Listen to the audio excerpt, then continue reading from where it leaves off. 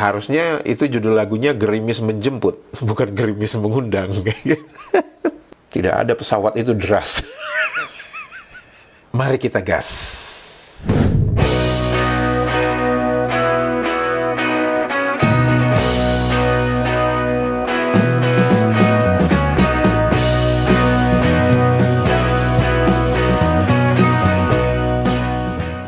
Halo, apa kabar semuanya teman-teman? Semoga kita semua dalam keadaan sehat walafiat. Amin ya robbal alamin.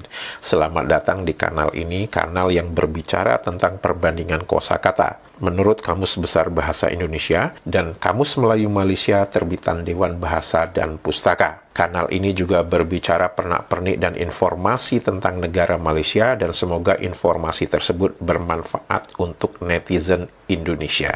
Video kali ini saya akan memenuhi permintaan dari dua netizen Indonesia sekaligus. Di mana permintaan dari netizen Indonesia yang pertama ini adalah meminta saya untuk membahas kosakata gerimis. Dan beliau menuliskan bahwa di Malaysia itu kan ada satu lagu yang cukup terkenal. Judul lagunya itu Gerimis Mengundang. Sebenarnya itu juga menjadi pertanyaan saya juga ketika waktu saya SMA dulu mendengar lagu kok Gerimis Mengundang yang dinyanyikan oleh penyanyi Malaysia itu. Saya bertanyanya itu begini, kenapa menyebutnya mengundang? Bukankah kalau di dalam bahasa Melayu Malaysia, mengundang tuh disebutkan menjemput kan? Jadi kalau saya mengundang kamu, ya berarti dalam bahasa Melayu Malaysia, saya menjemput kamu. Jadi kan harusnya itu judul lagunya Gerimis Menjemput, bukan Gerimis Mengundang. Gerimis menurut Kamus Besar Bahasa Indonesia adalah hujan rintik-rintik. Saya jadi ingat lagunya Titik Puspa. Tik tik tik tik, hujan rintik-rintik, dingin-dingin, sepoi angin dingin. Nah, apa definisi kosakata gerimis di dalam Kamus Melayu Malaysia?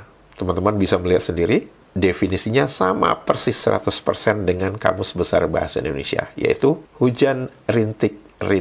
Netizen Indonesia ini kan mengatakan bahwa bukannya kalau di Malaysia itu tidak mengenal kosakata gerimis, yang mereka kenal itu kosakata hujan renyai-renyai. Betul.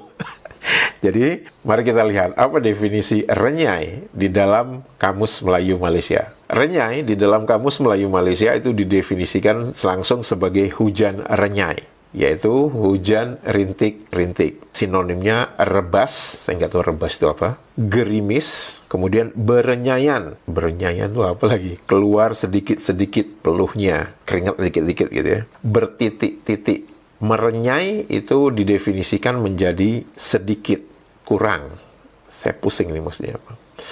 Seperti yang teman-teman lihat di dalam tampilan video ini, saya menampilkan secara berdampingan definisi kosakata renyai dengan definisi kosakata renyai yang ada di dalam Kamus Besar Bahasa Indonesia agar kita bisa melihat bersama bahwa definisi renyai pertama di dalam Kamus Besar Bahasa Indonesia itu adalah bentuk tidak baku dari rinai. Kemudian untuk di grup kedua, kosakata renyai itu adalah memiliki kata turunan merenyai-renyai dan renyai. Sekarang mari kita lihat bersama apa definisi merenyai-renyai. Di dalam Kamus Besar Bahasa Indonesia didefinisikan berasa sakit sedikit-sedikit. Coba Anda perhatikan dengan definisi merenyai-renyai yang ada di dalam Kamus Melayu Malaysia. 100% sama.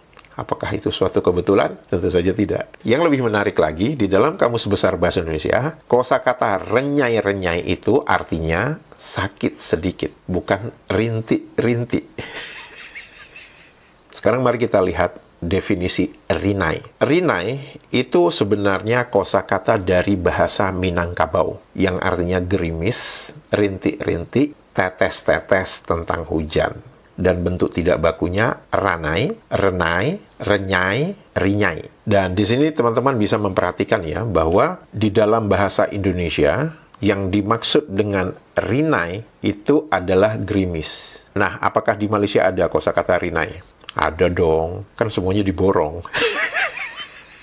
Di dalam Kamus Melayu Malaysia dituliskan, Rinai itu adalah kosakata bahasa Minangkabau yang artinya renai, renyai, berkenaan dengan hujan, hujan rintik-rintik. Teman-teman bisa melihat bahwa definisi kosakata rinai di Kamus Besar Bahasa Indonesia dengan definisi kosakata rinai di dalam Kamus Melayu Malaysia itu 100% sama. Paling tidak untuk kali ini Kamus Melayu Malaysia ini jujur.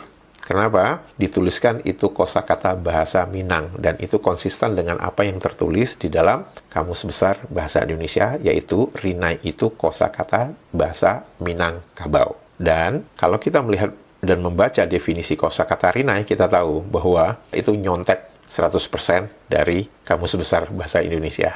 Kalau Anda ingin melihat lagi, apakah memang betul hipotesa saya yang mengatakan bahwa kosakata Rinai di dalam Kamus Melayu Malaysia ini nyontek dari Kamus Besar Bahasa Indonesia? Ini bukti berikutnya untuk kosakata Rinai. Di dalam definisi kedua, kosakata Rinai itu ada yang tertulis merinai. Itu kata kerja. Dan kalau kita melihat apa definisi merinai di dalam Kamus Besar Bahasa Indonesia, itu tertulis bersenandung, bernyanyi-nyanyi kecil. Dan teman-teman bisa melihat di sebelahnya, definisi merinai menurut Kamus Melayu Malaysia. Apa yang tertulis? Menyanyi kecil, bersenandung. Lihat nggak polanya? Dibalik kan? Di dalam bahasa Indonesia dituliskan bersenandung lebih dahulu, kemudian bernyanyi-nyanyi kecil. Yang dituliskan di dalam Kamus Melayu Malaysia, menyanyi kecil, baru kemudian bersenandung. Apakah itu disengaja? Ya iyalah, masa enggak? Dan sekarang permintaan kedua dari netizen Indonesia agar saya membahas, berapa kosakata ini? 6 kosakata sekaligus. Oke, kita langsung cepat-cepat aja ya. Kosakata pertama itu waras. Definisi pertama di dalam Kamus Besar Bahasa Indonesia, sembuh jasmani, sehat. Kita lihat di sebelah kanan, di Kamus Melayu Malaysia, yang dituliskan apa duluan? Sehat. Kemudian baru yang kedua apa? Sembuh jasmani. Pola ini sama dengan yang tadi kan?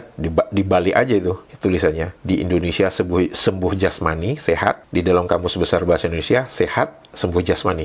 Apakah itu disengaja? Ya iyalah. Definisi kedua, sehat rohani, buka kurung, mental, ingatan. Dan karena ini definisi kedua, makanya dibikin sama dengan Kamus Besar Bahasa Indonesia. Sehat rohani, mental, ingatan. Yang penting definisi pertama nggak boleh sama dengan Kamus Besar Bahasa Indonesia. Nah, definisi ketiga di dalam Kamus Melayu Malaysia itu dituliskan berdasarkan ta'akulan, berkenaan pertimbangan keputusan menurut pertimbangan atau pikiran yang wajar. Dan ta'akul sendiri saya sudah membicarakannya di dalam beberapa video sebelumnya, di mana ta'akul itu sendiri pertimbangan berdasarkan akal sehat. Kosakata berikutnya adalah bakal. Perhatikan teman-teman ya, definisi pertama, yang akan dijadikan, dibuat. Perhatikan definisi pertama di dalam Kamus Melayu Malaysia. Seseorang yang akan menjadi atau dijadikan, istri, suami, presiden, ketua, dan lain-lain. Kemudian, di situ ada tertulis calon ya. Kalau teman-teman perhatikan di definisi kedua Kamus Besar Bahasa Indonesia, sesuatu yang akan menjadi calon. Dan itu digabung di dalam Kamus Melayu Malaysia menjadi dalam definisi pertama. Definisi ketiga di dalam Kamus Besar Bahasa Indonesia itu adalah bahan. Itu tidak ada di dalam Kamus Melayu Malaysia. Definisi keempat tertulis akan di dalam Kamus Besar Bahasa Indonesia dan itu terlihat di dalam definisi kedua Kamus Melayu Malaysia. Akan dituliskan akan atau hendak. Sama aja kan? Akan dengan hendak itu sama. Nah, yang menarik itu adalah definisi kelima untuk Kamus Besar Bahasa Indonesia. Dituliskan bahwa itu adalah bahasa dari Jakarta yang dimaksud adalah untuk buat. Contoh kalimat, uang itu bakal beli apa. Definisi ketiga, kosakata bakal di dalam Kamus Melayu Malaysia itu untuk buat juga. Sama dengan definisi kelima di Kamus Besar Bahasa Indonesia. Tapi dituliskan itu kosakata pinjaman dari mana? Dari Jawa. Apakah itu disengaja? Sulit untuk saya mengatakan itu tidak disengaja. Jika kita melihat bahwa cara mereka mendefinisikan kosakata bakal di dalam Kamus Melayu Malaysia dengan menggunakan diksi atau kosakata yang sama, tetapi tiba-tiba begitu untuk kosakata yang tertulis JK, Jakarta, di dalam Kamus Besar Bahasa Indonesia, itu justru dituliskan pinjaman kosakata bahasa Jawa. Bisa jadi ini adalah untuk mengaburkan asal-usul dari kosakata itu sendiri. Kosakata berikutnya adalah ganti. Definisi pertama untuk kosakata ganti di dalam Kamus Besar Bahasa Indonesia adalah sesuatu yang menjadi penukar yang tidak ada atau hilang, seperti sulih pampas. Apa definisi pertama di dalam Kamus Melayu Malaysia? Silih, penukar, pampasan. Sama kan? Definisi kedua di Kamus Besar Bahasa Indonesia, orang yang menggantikan pekerjaan, jabatan, dan sebagainya. Wakil pengganti. Perhatikan apa yang tertulis di dalam Kamus Melayu Malaysia. Pengganti wakil. Diambil yang ujungnya kan? Definisi ketiga di dalam Kamus Besar Bahasa Indonesia.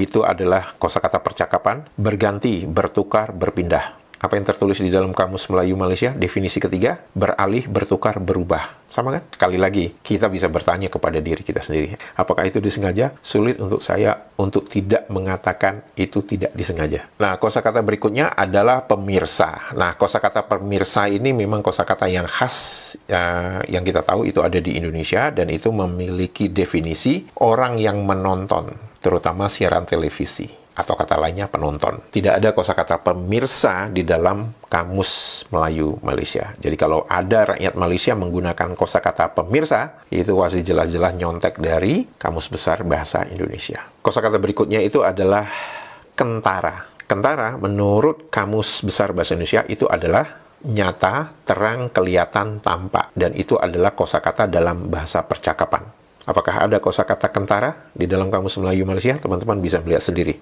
Definisinya, jelas, kelihatan, tampak, dengan terang, nyata. Sama kan? Dengan apa yang tertulis di dalam Kamus Besar Bahasa Indonesia. Dan di dalam Kamus Melayu Malaysia dituliskan ada sinonimnya, ketara. Ketara itu definisinya sama aja dengan kentara. Mengapa dihilangkan huruf N? Ya, itu agar supaya disesuaikan dengan lidah orang Melayu Malaysia. Kosakata terakhir, ini kosakata yang agak rumit sedikit. Sebenarnya bukan rumit, karena saya akan membicarakan kosakata turunan-turunannya. Kosakata itu adalah pesawat. Definisi pertama di dalam Kamus Besar Bahasa Indonesia, alat perkakas mesin. Perhatikan definisi pertama di dalam Kamus Melayu Malaysia. Alat perkakas jentera. Jentera ya mesin kan? Definisi kedua, kapal terbang. Dan teman-teman perhatikan di definisi ketiga di dalam Kamus Melayu Malaysia. Dituliskan apa? Pesawat terbang. Sama kan? Kapal terbang.